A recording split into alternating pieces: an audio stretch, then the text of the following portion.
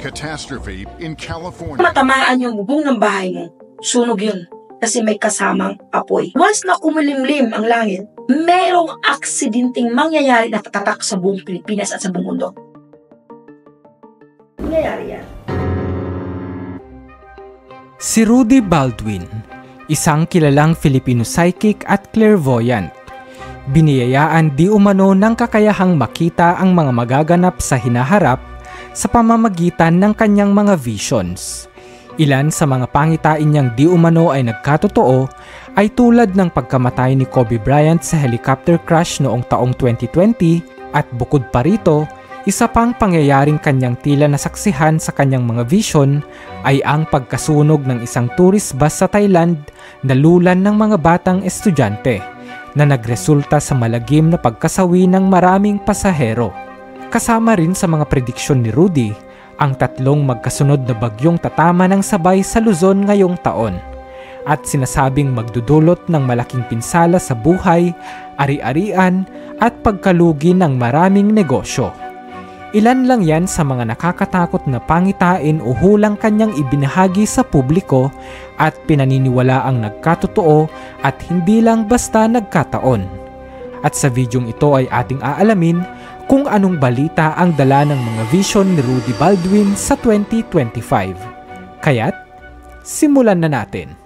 Ngunit bago yan, kung bago ka pa lang dito sa ating channel at interesado ka sa ganitong mga content na tumatalakay sa siyensya, discovery, conspiracy, kakaibang pangyayari, katatakutan at iba pa, ay pakipindot mo na din ang subscribe at bell button para lagi kang updated sa mga bagong uploads ko. Maraming salamat po. Kababalaghan at himala sa kalangitan. Ayon sa vision ni Rudy, sa kalangitan at himpapawid ay makikita ang mga kakaibang fenomena na hindi maipaliwanag. Ang langit ay tila magbabago ng kulay, mga pulang liwanag at mga ulap na parang apoy. Di umano ang misteryong ito ay hudyat ng isang malagim na pangyayari sapagkat ang pulang ulap ay salamin di umano ng dugo o trahedya. Once na kumulimlim ang langit, na merong aksidenteng mangyayari na tatatak sa buong Pilipinas at sa buong mundo. Ayon kay Rudy, tatlong misteryosong aksidente sa himpapawid ang magaganap sa 2025. Ang mga pangyayaring ito ay magpapaisip sa atin kung may mas mataas na puwersa na nagpapaalala sa sangkatauhan. Hangin na may dalang bakterya. Ayon kay Rudy, ang 2025 ay di umano magdadala ng isang hangin na tila may dalang kakaibang bakterya. Magulat ka na lang na may tumubong butlig na kasinlaki ng piso. Ang epekto nito sa tao ay ang biglang pag-usbong ng mga malalaking butlig sa balat na kasing laki ng piso. Ito rin umano ay mayroong kulay na itim o berdeng katas kapag ito'y pumutok. Bagamat ayon kay Rudy, ito naman ay mayroong gamot, ngunit maaari pa ring magdala ng peligro lalo sa mga taong may mahinang resistensya. Hindi ito umano chickenpox, ngunit mabilis kumalat sa hangin bagamat hindi nakakahawa si direktang kontak sa iba. Isa itong kakaibang sakit na maaaring maging malaking suliranin sa kalusugan. Pagdurusa ng mga OFW. Sa taong 2025, ang mga Overseas Filipino Workers o OFW ay magiging target ng karahasan at krimen sa ibang bansa ayon kay Rudy. Maraming mga OFW ang posibleng maging biktima ng pagnanakaw at pagpatay. Tumaas ang bilang ng mga nasawi. OFW ito, sinunog siyang buhay.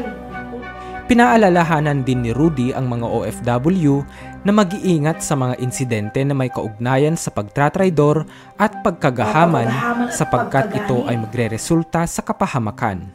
Magdadala rin di umano ng pagdurusa sa mga OFW ang mga bagong batas para sa mga manggagawang Pinoy at karamihan sa mga ito ay mapipilitang pauwiin. May uugnay ito marahil sa pagkapanalo ni Donald Trump at ang intensyon nitong higpitan ang immigration at borders ng Amerika kaya't hindi ito malabong mangyari. Trahedya at kabiguan sa showbiz. Ang taong 2025 ay taong ng luha ng mga taga-showbiz. Sa mundo ng showbiz, makakaranas ng matinding emosyon ang mga tao. Ayon kay Rudy, isang kilalang personalidad at direktor ang masasawi sa isang aksidente sa Himpapawid. Mayroong isang aksidente sa Himpapawid na napasama sila doon. 3 aksidente ang sinasabing mangyayari sa showbiz at isang batang aktor ang posibleng magpatay dahil sa matinding stress na kanyang nararanasan. May isang young star dito na yung buhay niya dahil sa stress. Ang mga pangyayaring ito ay magpapalungkot sa mga tagahanga at magpapatanong tungkol sa katatagan ng mga artista sa harap ng intriga at stress. Biblical awakening o pagpapakilala ng Diyos. Ayon kay Rudy, ang taong 2025 ay magsisimula ng isang biblical awakening o isang pagsubok sa pananampalataya ng sangkatauhan. Magsasanga-sanga ito sa mga kaganapang tila pagsubok sa katatagan at pananalig ng tao. Ang mga kalamidad at hamon ng kalikasan ay magiging tila panawagan sa mga tao na magbalik loob sa kanilang pananampalataya. Kasabay nito ay ang posibilidad ng isang milagro o tanda na magpapatanong sa karamihan sa katotohanan tungkol sa Diyos. Pagtaas ng krimen. Magiging usapin ang pagtaas ng krimen sa taong 2025 kung saan maraming suspect ay maaaring mga kapamilya mismo ng mga biktima. Halos ang krimen tumaas. May pa naman maging suspect ay mga kapamilya lang.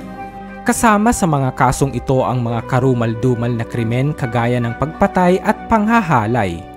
Apektado rin ang mga politiko at mga doktor na maaaring maging target o maging sangkot sa mga krimen na ito. Ibinunyag din ni Rudy na ang 2025 ay taon ng mga hamon ng kalikasan. Una dyan ay ang latigong kidlat na may dalang apoy.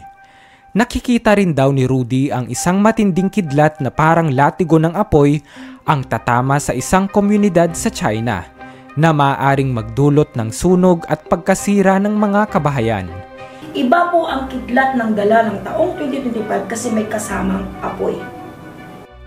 Iba raw ito sa ordinaryong kidlat sapagkat magdadala ang kidlat na ito ng mas maraming sunog na hudyat na kailangan ng maghanda ang mga komunidad sa galit ng kalikasan. Higanteng buhawi. Magkakaroon ng isang malakas na tornado o buhawi na may kakayahang humakot ng mabibigat na bagay gaya ng baka, tao at maging kabahayan. Maaaring sabihin nating normal na ang buhawi, ngunit ayon kay Rudy, ang mga buhawing ito sa kanyang vision ay lubos na mas malakas, mas malaki at mas mapaminsala. Ang tornado nito is basta kaya niyang humagip ng isang tao, kaya niyang sumira ng isang bahay. Hindi siya maliliit na tornado. Ang lakas ng buhawi na ito ay magdadala ng takot at magbibigay katanungan sa ating mga tao kung ito na ba ang katapusan. Mas malakas na lindol. Bagamat pamilyar na at karaniwan na ang paglindol, ayon kay Rudy, iba ang lindol na dala ng 2025 sapagkat di umano mas malakas at mas madalas natin itong mararanasan sa darating na taon. Sa taong 2025, yung lindol mapaparamdam na sa lahat ng sulok ng Pilipinas maya't maya. Ito marahil ay isang babala ng nalalapit na pananalanta ng tinatawag na The Big One, ang napakalakas na lindol na inaasahang tatama sa Pilipinas. Payo ni Rudy, mas mainam na lisanin ang mga lugar na nasa panganib at maghanap ng ligtas na lugar upang hindi na maulit ang malalaking trahedyang ito. Pagsabog ng Taal. Ayon din sa vision ni Rudy, ang bulkang Taal ay muling magpapakita ng kanyang bagsik. Ito na yung pinaka-eruption niya, pinakamatindi, pinakamalakas. Ang pagsabog nito ay inaasahang magiging siyang pinakamalakas sa kasaysayan at ito ang maaaring magbigay daan sa pagkakabuo ng isang bagong isla. Ang islang mabubuo ay di umano hindi isang isla para gawing tourist attraction, kundi kanyang ipinayo na ang maliit na islang ito ay tayuan ng imahe ng santo upang maging simbolo ng proteksyon, pananalig at paggalang. Sapagkat ang pagputok na ito ng bulkang Taal ay maaaring matagal bago masundang muli. Mas malalakas na mga bagyo. Mas dadalas din daw umano ang pananalanta ng mga mas malalakas na bagyo na magdudulot ng matinding pagbaha at ang tubig ay maaaring umabot hanggang lagpas tao. Hinihikayat ni Rudy ang lahat na maghanda ng mga bangka para sa paglikas kung kinakailangan, sapagkat hindi lang isa, hindi dalawa, kundi di umano 3 magkakasabay na bagyo ang sabay-sabay na hahagupit sa ating bansa na magdudulot ng matinding pinsala sa buhay at ari-arian. Ayon rin kay Rudy, sa gitna ng ganitong hamon, isang kwento ng kabayanihan ang mamumutawi rin, kung saan isang aso ang magiging bayani sa social media matapos nitong iligtas ang isang mag-ina sa panganib.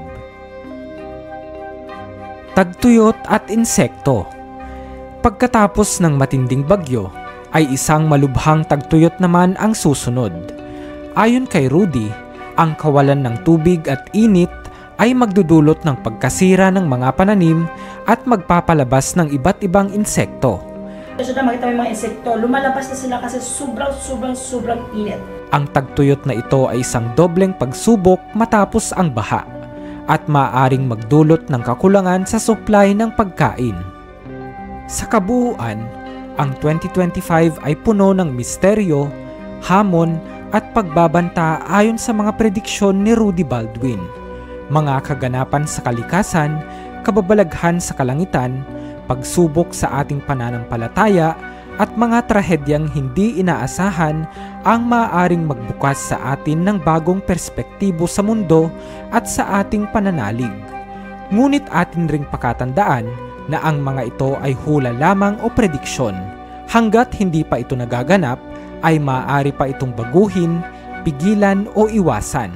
Basta lagi lang tayong maging handa at manampalataya sa Diyos. Ikaw kaibigan, naniniwala ka ba sa mga hula? Anong masasabi mo rito? Let us know in the comments below.